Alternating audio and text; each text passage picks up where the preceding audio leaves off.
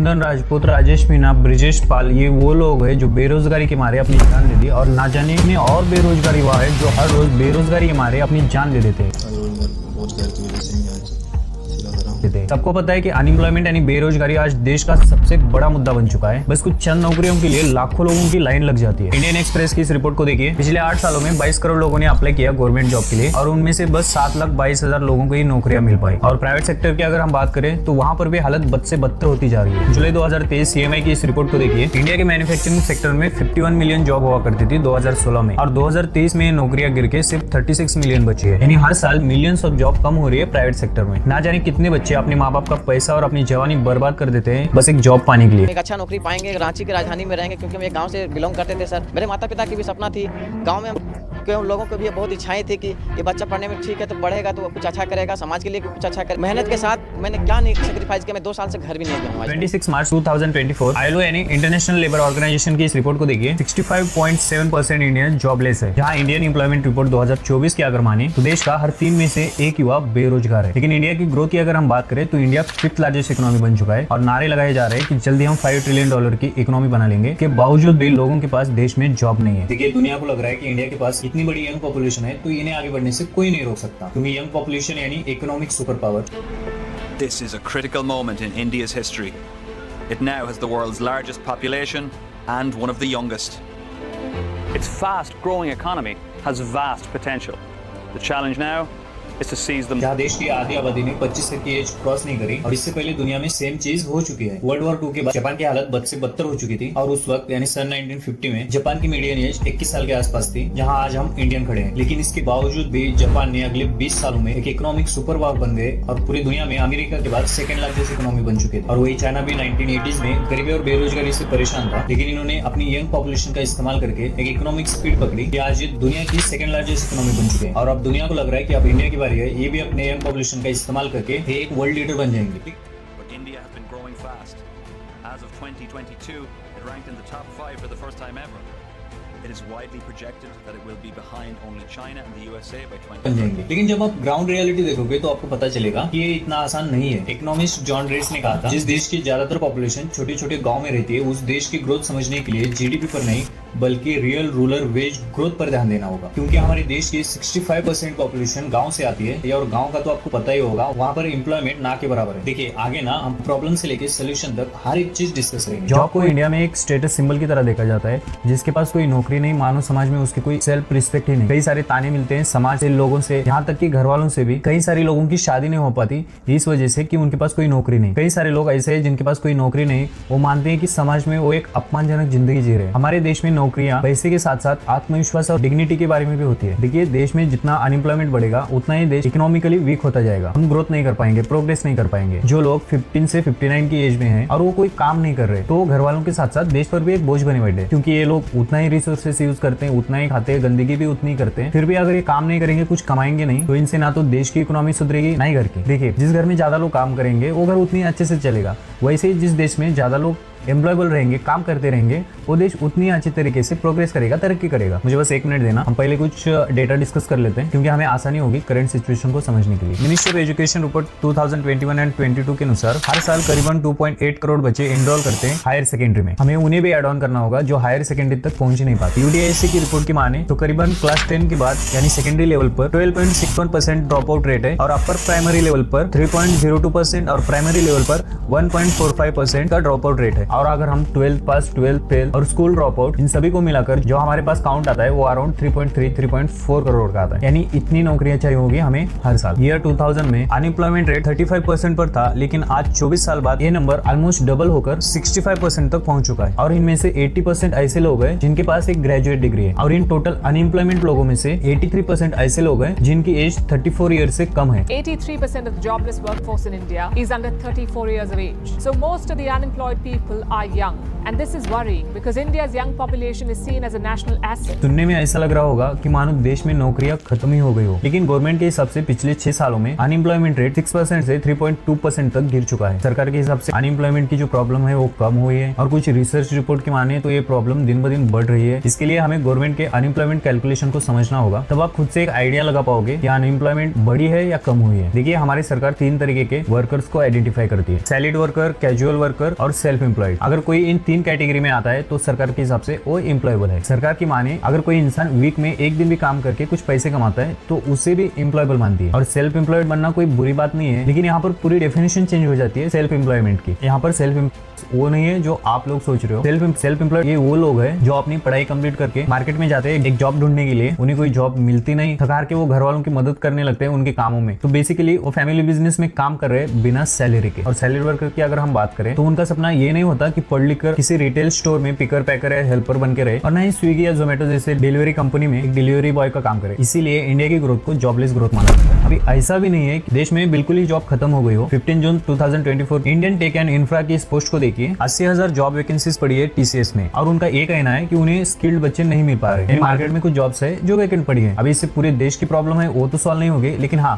कुछ नंबर जरूर कम हो जाएंगे। लेकिन सोचने वाली बात यह है कंपनीज को स्किल बच्चे क्यों नहीं मिल पा रहे। इसके पीछे सबसे बड़ा रीजन है हमारे देश का एजुकेशन सिस्टम। आज देश में एजुकेशन की हालत कचरे जैसी हो गई है, और ये सुनने में जितना कड़वा है उतना सच है। हमारे एजुकेशन में हर जगह प्रॉब्लम है। Poor quality of education, high fees, lack of infrastructure, substandard faculties. June 2023 ministry of education की इस रिपोर्ट को देखिए, सिर्फ 44.51% फैकल्टीज इंजीनियरिंग कॉलेजेस में थी जिनके पास एक PhD डिग्री है, और बस 55.49% के पास एक मास्टर डिग्री थी, और इन्हें पढ़ाने के लिए अलाउ भी किया जा रहा है। और यही नहीं बल्कि फैकल्टीज की भी शॉर्टेज है। दिसंबर 2022 की इस रिपोर्ट को देखिए, करीबन 4502 पोस्ट हमारे प्रेस्टिजियस IIT में खाली पड़ी थी। इसे देखिए एकेडमिक ईयर 21 एंड 22 करीबन 40% पोस्ट वैकेंट पड़ी है। और वैसे भी IIT एक हायर एजुकेशन है हमारे देश का, अगर इसकी ये हालत है तो सोच कर देखिए बाकी एजुकेशन की क्या हालत होगी। इनके लिए सब स्टैंडर्ड फैकल्टी है तो भी चलेगा, फैकल्टी की शॉर्टेज है फिर भी आपको कॉम्प्रोमाइज करना होगा, लेकिन फीस में कोई कॉम्प्रोमाइज नहीं करेंगे बल्कि ईयर ऑन ईयर बढ़ाते रहेंगे। अप्रैल 2016 की इस आर्टिकल को देखिए, IIT की फी 90,000 से 2 लाख कर दिया, यानी पूरी डिग्री की फीस हो गई 8 लाख रुपए। और अगर प्राइवेट कॉलेजेस की बात करें तो ये फीस 20 लाख तक पहुंच जाती है, और ये तो कुछ भी नहीं, प्राइवेट मेडिकल कॉलेजेस की फीस इससे ज्यादा है। दिसंबर 2022 में ministry of state for education की पार्लियामेंट प्रेजेंटेशन से हमें पता चला कि देश की प्राइवेट मेडिकल कॉलेजेस की मीडियन फीस 11.5 लाख रुपीज है, यानी पूरे मेडिकल डिग्री की फीस हो गई करीबन 60 लाख रुपीज। और डीम्ड यूनिवर्सिटी की तो इससे भी ज्यादा है, करीबन 21 लाख रुपए, यानी टोटल फीस 1 करोड़ से भी ज्यादा। जैसा कि हमने स्टार्टिंग में देखा कि हमारे देश की 65% पॉपुलेशन गाँव से आती है, और ज्यादातर गाँव में किसान रहते हैं, और किसानों की इनकम 2015 में हर महीना 8,000 पर थी, और ये 2019 में 10,000 पर मंथ पर पहुंच चुकी है। अभी नरेंद्र मोदी ने तो वादा किया था कि 2022 तक किसानों की इनकम डबल कर देंगे।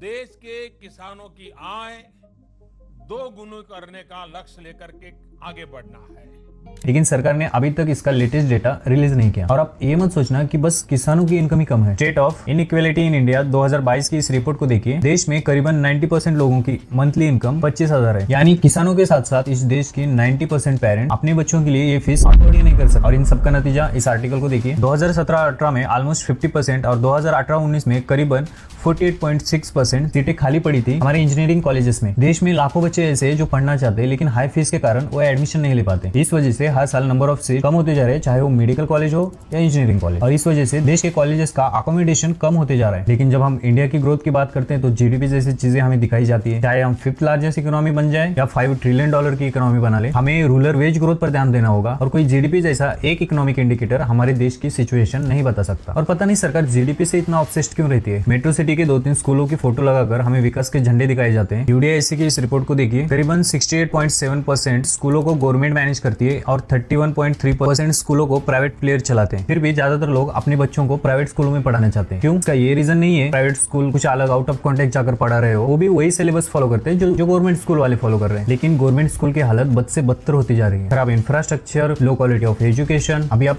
ये मत सोचना कि प्राइवेट स्कूल और कॉलेजेस बहुत अच्छा कर रहे हैं, बस प्राइवेट स्कूल और कॉलेजेस को अपनी गलतियां छुपानी आती है। और रूरल एरिया की तो हालत इतनी खराब है, कॉलेजेस तो है, क्लासरूम भी बना लिए, लेकिन प्रोफेसर को हायर करना भूल गए। फिर भी आप कहते हैं कि प्रोफेसर पढ़ाते नहीं। भाई साहब प्रोफेसर है ही नहीं। और ऐसी सिचुएशन में मैथ के प्रोफेसर को साइंस पढ़ाने के लिए भेज देते। साइंस की। अच्छा, ये कॉपी किस चीज़ की जांच हो रही है? इंग्लिश की। किस चीज़ की कॉपी जांच हो रही है? इंग्लिश। कौन से सब्जेक्ट के हैं आप टीचर?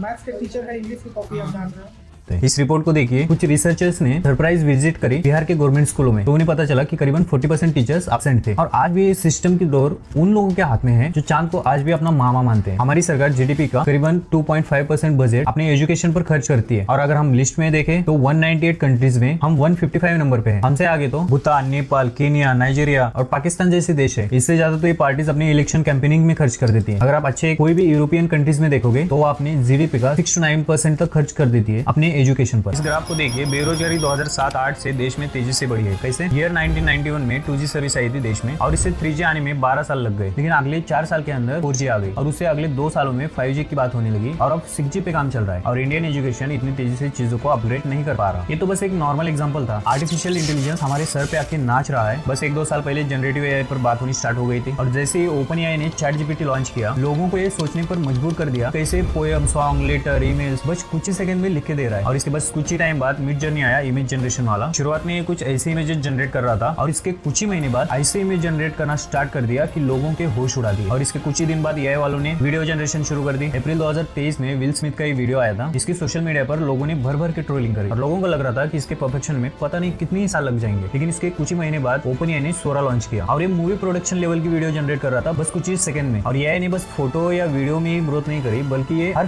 फील्ड में आ चुका है। और मुझे नहीं लगता हमारे देश का कोई गवर्नमेंट स्कूल या कॉलेज इसके बारे में बात तक कर रहा हो। जून 2022 की इस रिपोर्ट को देखिए, इंडिया में सबसे कम लोग रिसर्च में जाते हैं और सबसे कम पेटेंट फाइल होते हैं, और गवर्नमेंट इस पर पैसा भी खर्च नहीं करना चाहती। और जो पेटेंट फाइल हो रहे हैं उसमें भी 70% एनआरआई फाइल कर रहे हैं, यानी बाहर से लोग पढ़ के वहां से पेटेंट फाइल कर रहे हैं। पीएम मोदी ने 2015 में स्किल इंडिया प्रोग्राम लॉन्च किया था, जिसमें 2023 तक 1 करोड़ से ज्यादा लोगों को ट्रेन किया गया, और उनमें से 22 लाख लोगों को जॉब मिली। लेकिन स्किल इंडिया की जितनी भी स्किल है, ये कोई एडवांस स्किल नहीं है, क्योंकि इंडस्ट्री अभी इससे बहुत आगे जा चुकी है। यहाँ पर कोई स्किल सीखकर एमएनसी मैन्युफैक्चरिंग या कोई एडवांस लेवल की जॉब नहीं कर सकता। हालत इतनी खराब हो चुकी है। इंडिया में कंप्यूटर लिटरेसी का एक सर्वे हुआ था, वहां से हमें पता चला कि 15 से 29 की एज के लोगों में से सिर्फ 40% लोगों को एक कंप्यूटर की बेसिक नॉलेज है, और बस 2.5% लोगों को ये कंप्यूटर की एडवांस स्किल आती है। हम लोग स्किल इंडिया जैसे प्रोग्राम इंट्रोड्यूस करके अमेरिका और चाइना से कंप्लीट करने का सोचते हैं, लेकिन हमारी एजुकेशन की हालत इतनी खराब हो चुकी है कि कई सारे ग्रेजुएट को एक मेल तक लिखना नहीं आता। एक एम्प्लॉयबिलिटी असेसमेंट कंपनी है स्पायरिंग माइंड, इन्होंने 2019 में एक रिपोर्ट निकाली। इसमें इन्होंने बताया कि बस 3% इंजीनियर्स के पास न्यू एज स्किल है, AI, machine learning, data engineering and mobile technologies, और इनमें से बस 40% इंजीनियर ग्रेजुएट अपनी इंटर्नशिप कंप्लीट करते हैं। और यही नहीं बल्कि 80% से ज्यादा इंडियन इंजीनियर्स एम्प्लॉयबल ही नहीं है। और ऐसा ही चलते रहा तो हमें पाकिस्तान और बांग्लादेश से भी कंप्लीट करना मुश्किल हो जाएगा। आरएसएस चीफ मोहन भागवत जी ने कहा था कि सरकारी नौकरियां 10% के अराउंड है, और प्राइवेट नौकरियां 20% के अराउंड है, और कोई भी ऐसी सोसाइटी नहीं है जो 30% से ज्यादा जॉब क्रिएट कर सके। और आपने भी कई सारे काउंटर आर्गुमेंट सुने होंगे अनएम्प्लॉयमेंट के बारे में। आपने कई बार ये बोलते सुना होगा कि देश की पॉपुलेशन ही इतनी है तो सबको जॉब कहां से मिलेगी, अनएम्प्लॉयमेंट तो रहेगी देश में। लेकिन कॉमन सेंस की बात है, 10 साल का बच्चा समझ सकता है, अगर देश में पॉपुलेशन ज्यादा है तो देश में डिमांड भी ज्यादा होगी, ज्यादा पुलिसमैन चाहिए, ज्यादा डॉक्टर्स चाहिए होंगे, ज्यादा इंजीनियर चाहिए होंगे, हर चीज उतनी ही ज्यादा चाहिए होगी, उतनी ही ज्यादा प्रोडक्ट्स की डिमांड होगी। अगर ज्यादा डिमांड आएगी तो सप्लाई भी बढ़ानी पड़ेगी, और इससे जॉब भी क्रिएट होंगे। और ऐसा भी नहीं है कि देश के पॉपुलेशन में ज्यादा परसेंटेज बूढ़े या बच्चों का है जो देश पर एक बोझ बने बैठे हो। जैसा कि हमने स्टार्टिंग में देखा कि देश की मीडियन एज 25 साल के आसपास है। नरेंद्र मोदी ने एक इंटरव्यू में कहा था कि पकौड़े बेचना भी एक रोजगार है। अगर आपके GTV स्टूडियो के बाहर कोई पकौड़े बेचता है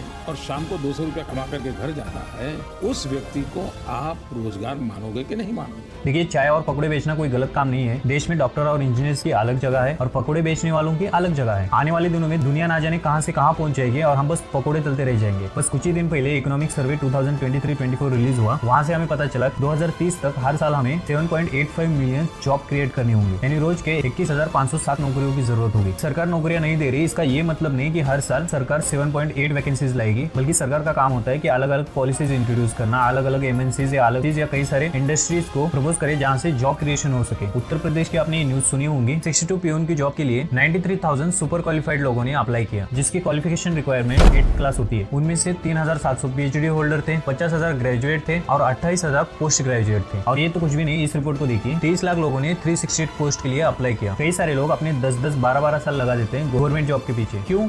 क्योंकि अगर गवर्नमेंट जॉब मिल गई तो ज्यादा काम नहीं करना पड़ेगा, लाइफ सेट हो जाएगी। देखिए, इस चीज के लिए सरकार को एक्शन लेना होगा गवर्नमेंट एम्प्लॉइज की प्रोडक्टिविटी और एफिशिएंसी को बूस्ट करने के लिए। और कई सारे लोग ये भी आर्गुमेंट उठाते हैं कि सरकारी नौकरी की चाहत के पीछे रिश्वत है, लेकिन इसके लिए हमारा सिस्टम जिम्मेदार है। नरेंद्र मोदी का नारा था, न खाऊंगा न खाने दूंगा, और मेरा तो मंत्र रहा है, न खाऊंगा न खाने दूंगा। इसके बावजूद भी अगर ये हालत है तो सिस्टम निकम्मी निकली, काम नहीं हो रहा। देखिए गवर्नमेंट जॉब का ऑब्सेशन इसलिए बढ़ रहा है, देखिए एक तो मार्केट में जॉब नहीं है और जो जॉब है प्राइवेट कंपनियों में वो अपने एम्प्लॉइज पर अपनी मनमानी चलाते हैं। सितंबर 2023 एशियन मेंटल हेल्थ इंडेक्स की इस रिपोर्ट को देखिए, करीबन 64% एम्प्लॉइज वर्क से एग्जॉस्टेड फील करते हैं। कई कंपनीज की इतनी हिम्मत हो जाती है कि वो अपनी एम्प्लॉय की किसी एक छोटी गलती पर उन्हें हैरेस करने लगते हैं, अब्यूज लैंग्वेज यूज करना, एक्स्ट्रा वर्क देना। देखिए 7 साल पहले नरेंद्र मोदी ने 1 बिलियन जॉब लाने का दावा किया था। Our aim is to create jobs for more than 1 billion young hands.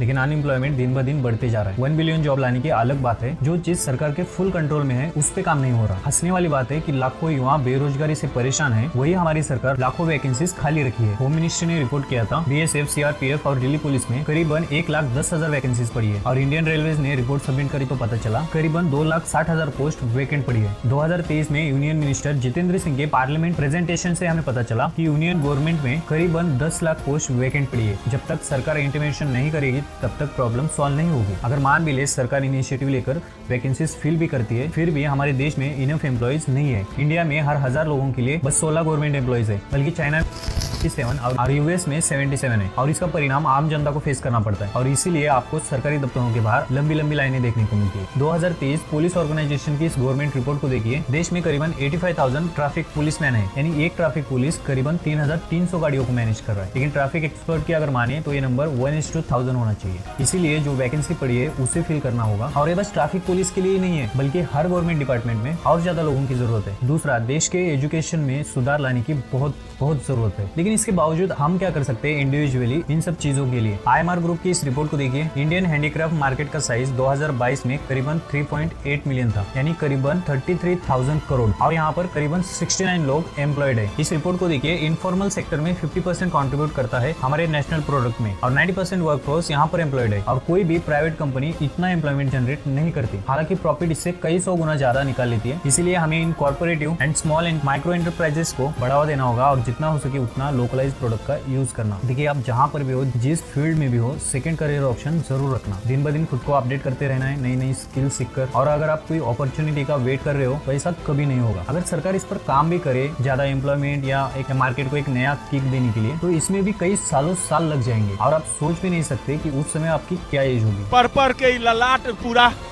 चानी उड़ गया है। मतलब जब तैयारी कर रहे थे तो इतना बाल था, इतना झंखार बाल था। आज देखिए, मतलब क्या बोले, हमारे उम्र का लड़का लोग शादी विवाह सब हो गया। देखिए किसी देश से अनएम्प्लॉयमेंट हटाना बहुत मेहनत का काम होता है और इसका रिजल्ट भी बहुत देर से दिखाई देता है, 10 साल 20 साल या उससे भी ज्यादा। और जो 5-5 सालों में इलेक्शन होते हैं उसमें ये नेता लोग यूज नहीं कर सकते इस चीज को। इसीलिए इस पर कोई पार्टी या कोई नेता काम नहीं करना चाहता, सीरियसली नहीं लेता कोई। ये लोग शॉर्टकट रास्ता अपनाते, बेरोजगारी भत्ता देना या फ्री की कुछ चीजें देना ताकि आसानी से आप इनके इन्फ्लुएंस में आ सके। इसीलिए जब तक आपको ढंग का काम नहीं मिलता तब तक खाली मत बैठे रहना, कुछ ना कुछ करते रहना। देखिए कई हद तक इस सिचुएशन के लिए जितना सरकार जिम्मेदार है उतना हम सब भी जिम्मेदार हैं। Thank you.